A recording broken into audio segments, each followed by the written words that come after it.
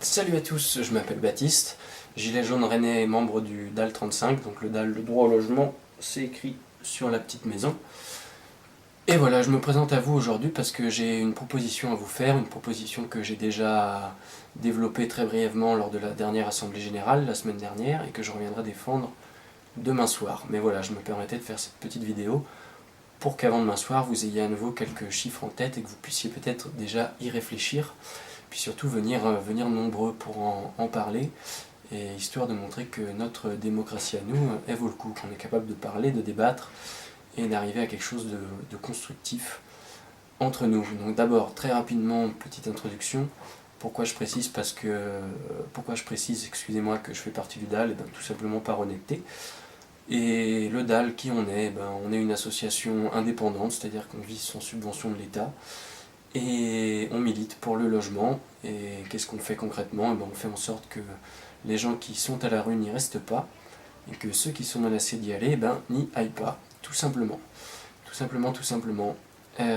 Voilà, donc par rapport à la proposition que je voulais vous faire, d'abord petite remise en contexte, quelques données par rapport à la situation du logement en France à l'heure actuelle. Alors le logement en France, aujourd'hui, il faut quand même savoir que pour les plus modestes d'entre nous, c'est quand même quelque chose qui monopolise plus de 50% de la part de nos revenus, ce qui est absolument énorme. Question pouvoir d'achat, on a vu mieux, ça a quand même un petit peu d'influence. Quand on sait qu'il y a quelques décennies encore, se loger coûtait moins cher qu'acheter du tabac quand on était fumeur. On voit un peu maintenant comment ont évolué les choses, voilà, ça fait réfléchir. Il faut aussi savoir qu'il y a beaucoup de taxes qui rentrent en jeu là-dedans, notamment quant aux charges. L'électricité, par exemple, sur votre facture, vous avez quand même 70% de taxes dessus, ce qui est absolument énorme. Donc voilà, sachant que derrière, les salaires n'ont pas suivi, que les APL baissent. Là, on s'est pris déjà 5 euros, mais ça va continuer, parce que c'est quand même un plan qui est prévu sur le long terme. Les petits coups de rabot là-dedans, donc voilà, le logement, c'est quand même pas rien, c'est un vrai nid à caca.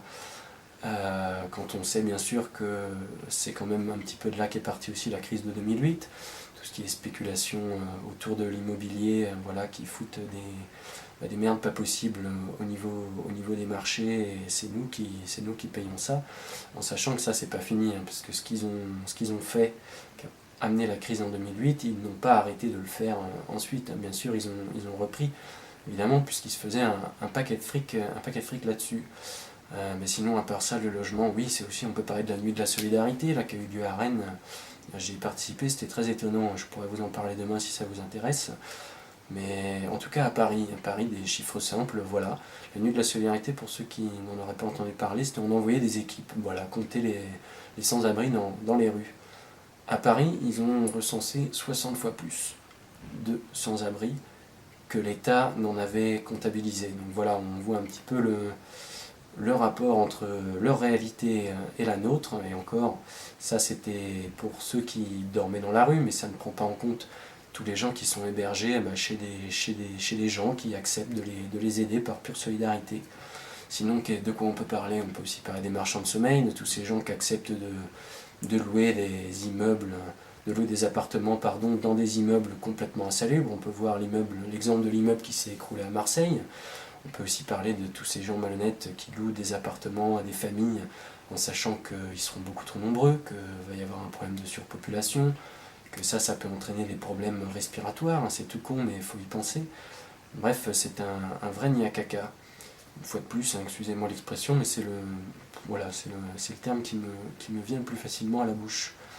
On peut également parler, attendez, je regarde que je ne me perde pas, parce qu'il y a d'autres choses, il y en a plein des trucs là-dessus. C'est impressionnant, et là encore je vous donne vraiment des petites choses. Oui, bien sûr, voilà, depuis la dernière loi Elan, on peut aussi parler de toutes les coupes budgétaires dans les logements sociaux, qui vont plus ou moins tendre vers une privatisation du parc social, du parc HLM, d'une manière inévitable, comme dans tous les secteurs de toute façon. Et on peut également parler des 50 millions d'euros qu'Emmanuel Macron a prévu de retirer du budget des centres d'hébergement d'urgence, ce qui n'est pas rien, donc c'est bien mignon d'aller faire des maraudes comme ça, là, tranquillement la nuit, quand on prévoit de retirer des places disponibles pour justement des gens qui dormaient dans la rue parce qu'ils n'avaient pas de place disponible. Donc voilà, on voit la belle hypocrisie. C'est là que j'en viens justement à la proposition que j'avais à vous faire concrètement. Alors le 1er avril prochain, ce sera la fin de la trêve hivernale. La fin de la trêve hivernale, on sait à peu près tout ce que c'est. C'est-à-dire que les gens qui étaient menacés d'expulsion pour une raison X ou Y, et ça on pourra en parler demain soir, parce qu'il y a beaucoup de fausses idées qui circulent. On a beaucoup de fausses idées en tête par rapport à tous ces processus d'expulsion, et surtout aux raisons. Pourquoi on peut se faire expulser, comment on peut se faire expulser en France, c'est assez tendancieux, on va dire. Il y a beaucoup de raisons différentes et beaucoup de fausses idées qui circulent là-dessus, mais c'est pas quelque chose de très propre. C'est pas quelque chose de très propre. Donc voilà, au 1er avril, il y a des gens qui étaient protégés jusque-là parce que c'était l'hiver, mais qui vont se retrouver à la rue, tout simplement. Et puis ça peut être une famille avec des enfants, et ça, il n'y a pas de problème. C'est à la rue, comme tout le monde. Donc voilà, nous, qu'est-ce qu'on vous propose concrètement? On vous propose que l'acte 20 des Gilets jaunes, donc qui aura lieu le 30 mars, se fasse conjointement avec nous, qu'on unisse nos forces, pour demander tout simplement à la mairie de Rennes un arrêté municipal réclamant la suspension des expulsions au 1er avril.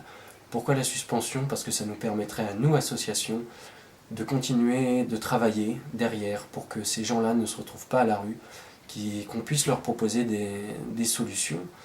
Et pour d'autres raisons, il y a plein de raisons qui font qu'on se doit je pense, ne plus diviser, même si j'entends bien que on n'est pas tous pareils, on ne veut pas tous la même chose, et on n'a pas tous les mêmes modes d'action, ça c'est clair, c'est quelque chose qui se ressent bien, que ce soit en AG ou en manifestation, mais je pense qu'on pourrait au moins pour un samedi se mettre tous d'accord sur une notion très simple: plus de SDF et pas d'enfants à la rue au 1er avril, et qu'on pourrait vraiment tenter quelque chose ensemble pour réinstaurer un rapport de force avec le politique sur une base concrète et juste, à mon sens, et j'espère que ça le sera au vôtre aussi. Alors permettez-moi de regarder si j'oublie pas encore une chose, parce que j'essaie d'aller vite, mais c'est en allant vite que je vais forcément oublier. Ah bah oui, si, sur la fin de la trêve hivernale. Oui, voilà, il faut quand même aussi savoir qu'en 10 ans, c'est quand même plus d'1 million de jugements d'expulsion. Et 1 million de jugements d'expulsion, ça ne veut pas dire 1 million de personnes foutues manu militari à la porte. Il y a beaucoup plus de gens que ça derrière. Ça fait, on grossit les chiffres très facilement. Un jugement d'expulsion, ça peut couvrir une famille de 7 personnes.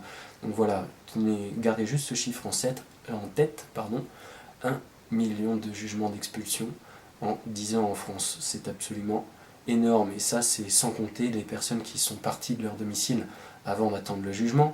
C'est-à-dire que des fois, on peut aussi vous envoyer des gros bras pour vous faire peur, pour vous intimider, ce qui n'est absolument pas légal, bien sûr. On peut aussi vous couper l'électricité, vous couper la flotte, ce qui n'est pas légal non plus, mais ça fait peur. Voilà. Faut garder ça en tête aussi, que tout ce qui se passe en France, sûrement pas qu'en France, moi je vous parle vraiment de ce que je connais, c'est très sale ce qui se passe autour des expulsions. C'est pas toujours fait dans les cadres légaux, mais ça on va finir par avoir l'habitude. Excusez-moi, et voilà, ça passe par des menaces, ça passe par du racisme, ça passe par des coupures sauvages d'eau et d'électricité, voilà, pour simplement mettre les gens dehors.